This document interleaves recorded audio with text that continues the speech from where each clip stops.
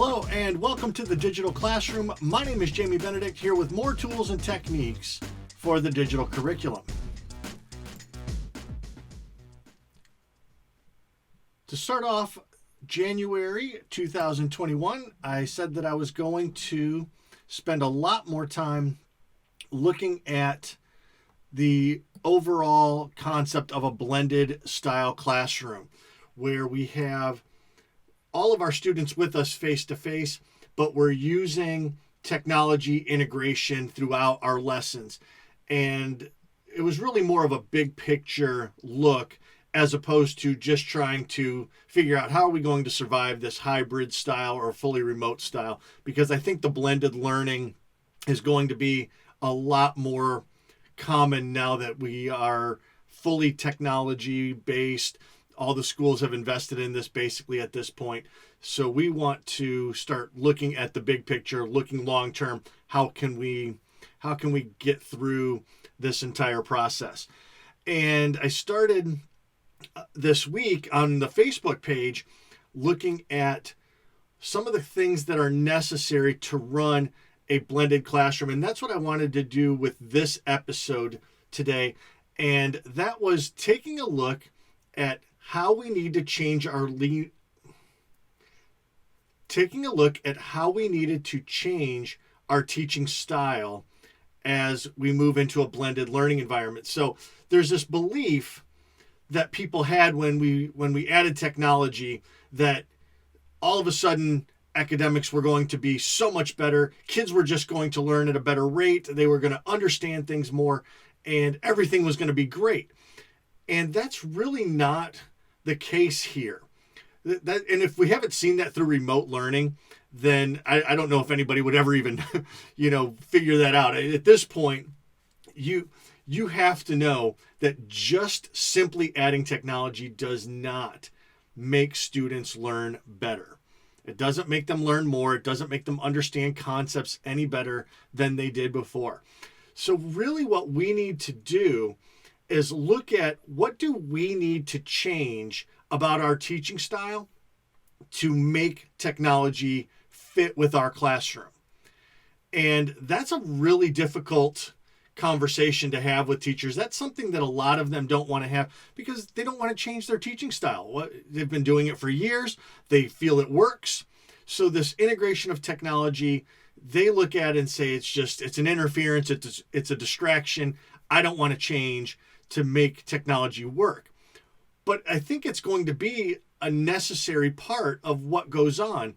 And I've talked to some college professors about this as well, and they've said the same things. A lot of professors have gotten away from it because what they've done in the college level is basically just take what they've always been doing and add a computer to it. And for the colleges, their big way of teaching is through lecture. And so my episode today is going to talk about stop lecturing.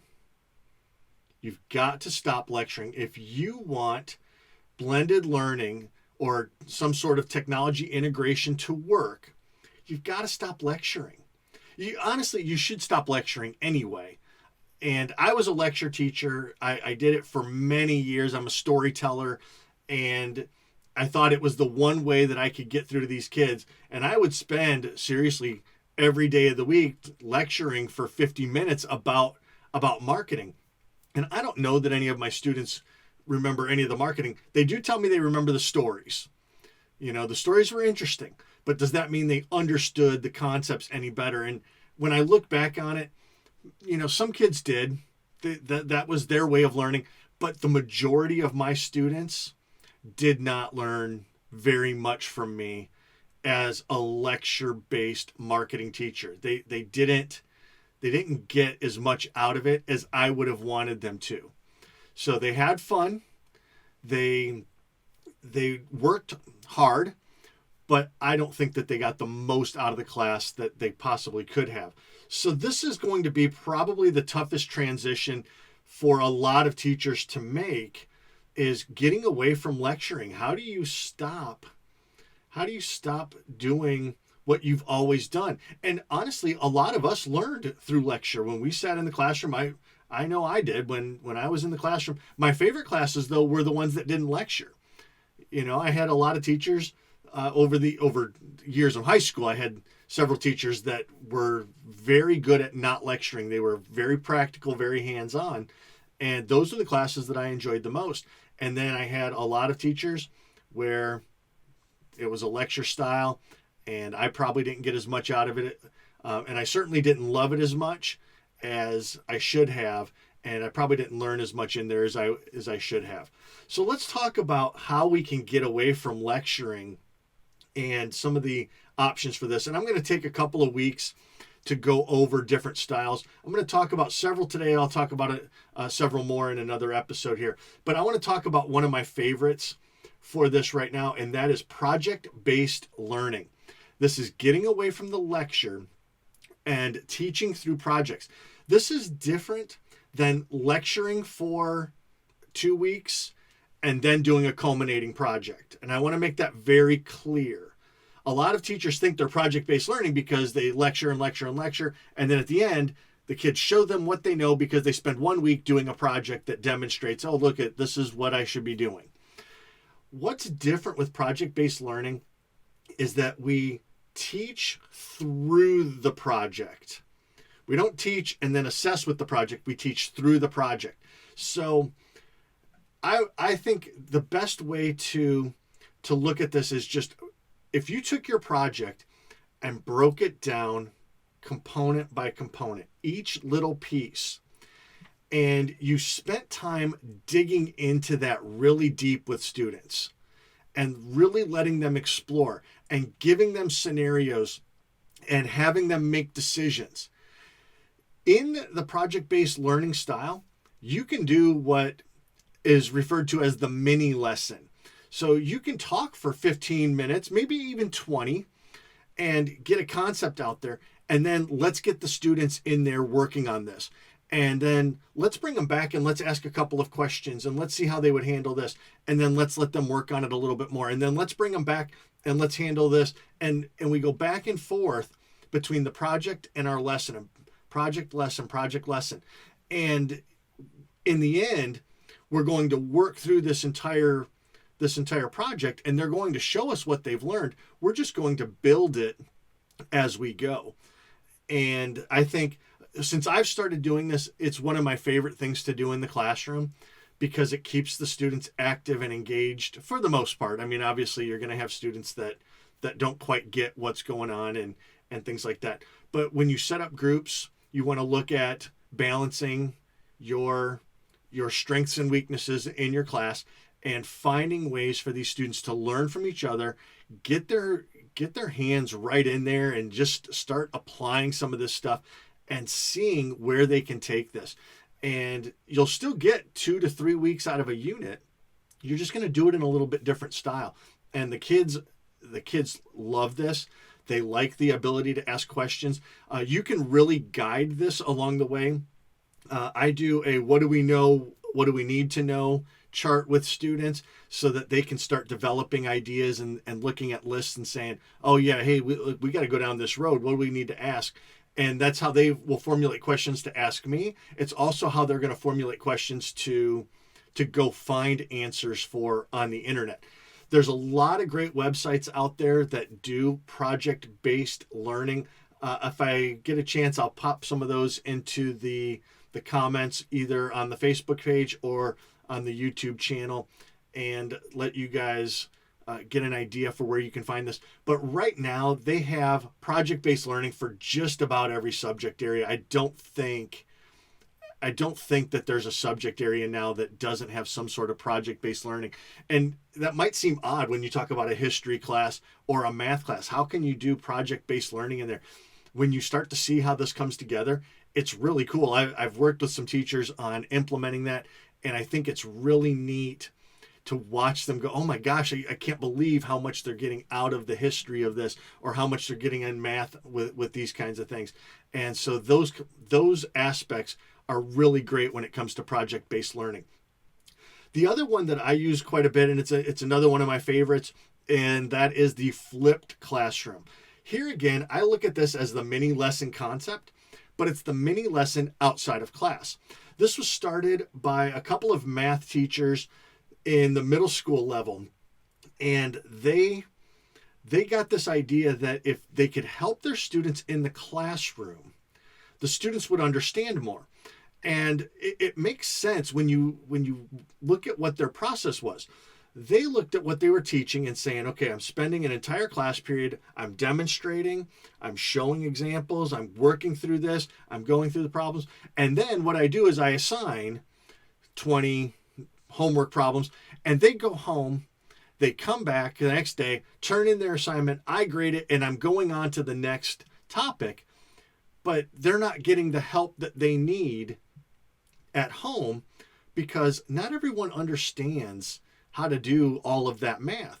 And so they felt there was a loss there because they weren't the ones finding out really what their students know and figuring out how to help them get through it. So these two teachers got together and they started recording lessons, posting them online, and asking their students to watch them at home, see how the process worked. And then when they came into class, the teacher gave them 20 homework assignment problems. And then the teachers could go around the classroom and sit down with small groups and pull kids aside and say, okay, you guys are struggling with this. Let's take a look at how this works. Okay. And, oh, you guys are getting ahead. Okay, well, let's try this problem then. And they were able to differentiate their instruction. They were able to individualize a lot of their teaching because they could work together with the students that needed the most help, and they could push the students who really understood this to take it a little bit further. Outside of a math classroom, this works, and I enjoy it because it allows me to get my students to get the terms, the examples, the concepts out of the way, and I can do that in a 10 to 15 minute mini lesson that I post to YouTube. Sometimes I throw quiz questions on it. Sometimes I don't. I just tell them that I want to watch it. But then in class, what we're able to do is take a much deeper look at it. We can get into discussion of these ideas. We can practice these things. We can get into a project based on those things. And it really helps the students to make this concrete. If I spend half a class period going over definitions and examples, at the end of the day, all the kids know are definitions and examples. I want the students to know, how does this work? How do we apply this? And this works, again, in probably every subject area. I know there's a lot of science teachers doing it now. I know there's a lot of social studies teachers doing it now because it's getting the details out of the way before the kids come into class. And now we can have a better approach to our instruction in there. And it gives you, if you're going to do this correctly, you have to guide application in class. If you're just going to tell the kids, watch this video at home, come in and do homework, you're not going to get anything out of a flipped classroom. You're still going to have the same problems of whether or not you did the lesson in class and sent the kids home to do homework. You have to do the follow-up. Otherwise, it's ineffective to take this approach. You have to be the person that goes around to each group or each student and says, okay, let's look at this. Let's take me through the steps. Show me how we're doing this. Okay, what does this mean if we do it this way? How do we apply this? So the follow-up is key. So you are the guide in the classroom for flipped classroom style. And I think guide is a good word that teachers should start to incorporate into what they're doing in the classroom. I think this needs to be the language of the new classroom. We're going to guide our students through learning, and we're not going to teach our students concepts. We're going to guide them through learning. So that's a good way of looking at this. A third way to approach the non-lecture classroom is called Socratic Seminar.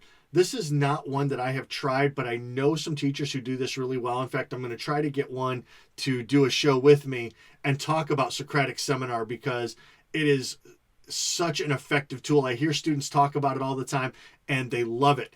This is a formal discussion based on reading. Now, it's not lecture because it is a dialogue back and forth. What you're going to have are open-ended questions to get the discussion started. And then you want students to listen, analyze, and respond to other students.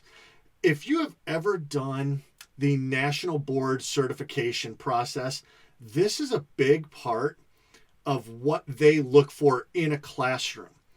Are students responding to students, or are they just interacting one-on-one with the teacher? And that's a difficult task to undertake.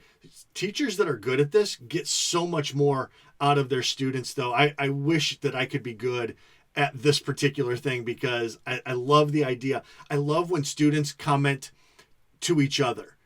Like, I interpreted it this way. Oh, well, I understand what you're saying, but this is what I thought of that. And now you've got this dialogue going back and forth, and the teacher can just sit back and listen.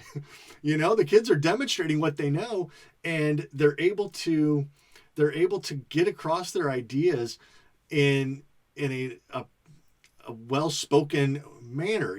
They're able to show all of this by their conversation. And to me, that's a great way to teach a class. And then the last one that I want to talk about today is this idea of gamification and simulation. Gamification is a word I hate, by the way. And this was one that when I took my master's degree, they kept talking about gamification. When you integrate technology, you got to go to gamification.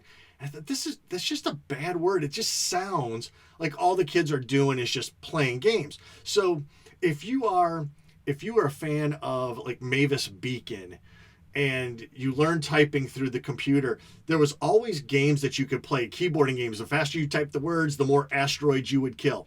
That's what gamification really is. I don't like the word for it, but that's what it is. And so the students are practicing their typing skills while playing a game. It makes it a lot of fun. If you do things like Kahoot in the classroom, if you do Quizlet in the classroom, these are competitive-based review games for students, or even, I guess you could even use them for learning new content as well.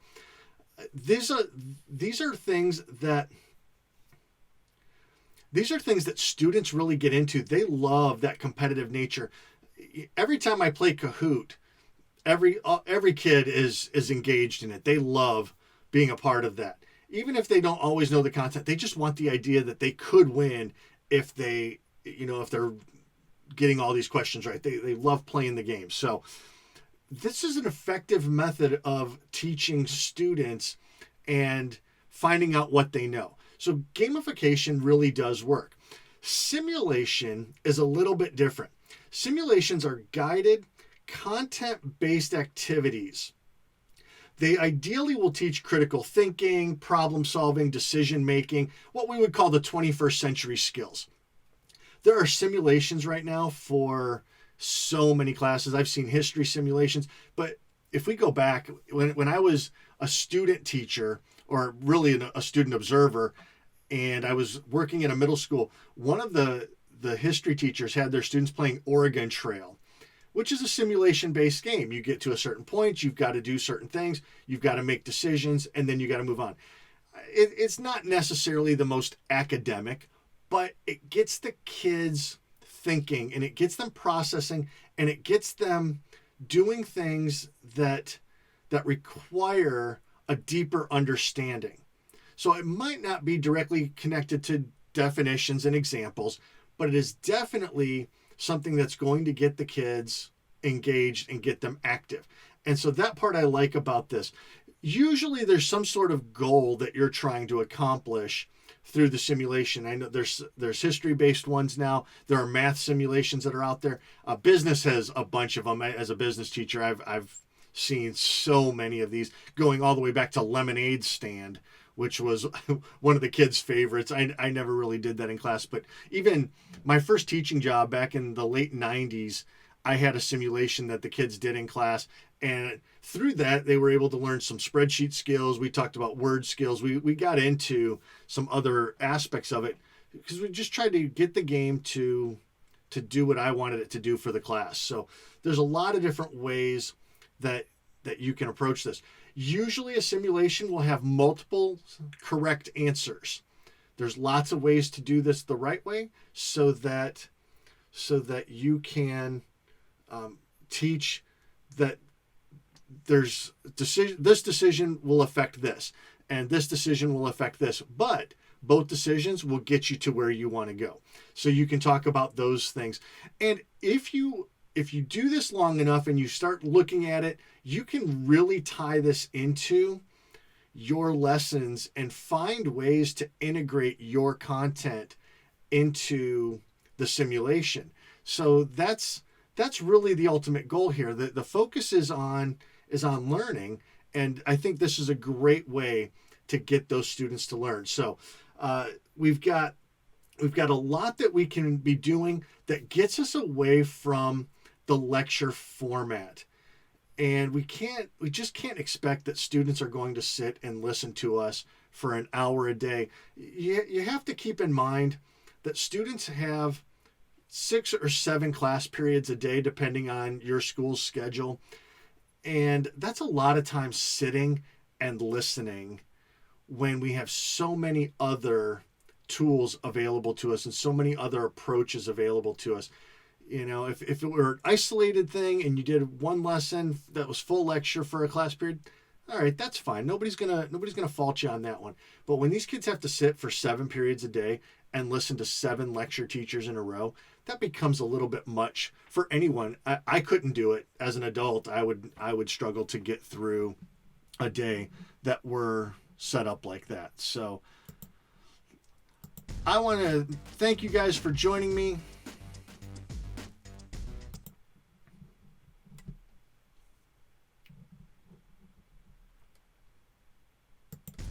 I want to thank everyone for joining me today in the digital classroom. This is a great way to get started for January this year, 2021. Hopefully you guys will stick with me as we continue to work through different methods of blended learning. If you liked this episode, don't forget to like and follow my Facebook page. You can also click subscribe on my YouTube channel and share this episode with your friends so that we can spread the word about the effects of technology in the classroom.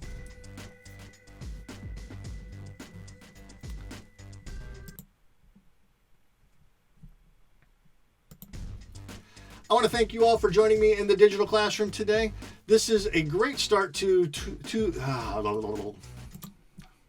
come on, you can get this. I want to thank you all for joining me in the digital classroom today. This is a great start to 2021 as we start to look at the big picture of integrating technology into our classes. If you liked this episode, don't forget to like and follow my Facebook page. You can also click subscribe on my YouTube channel so that you don't miss any of the digital classroom content. And share this episode with your friends so that they can also improve. That's just kind of arrogant. Thank you guys for joining me in the digital classroom today. This is a great start to 2021 as we start to look at the big picture of understanding how to integrate technology into our classrooms through the blended learning approach. If you like this episode, don't forget to hit like and follow on my Facebook page. You can also click subscribe on my YouTube channel and share this episode with your friends. You would be helping me out a great deal. I'm Jamie Benedict for the Digital Classroom, and until next time, class is dismissed.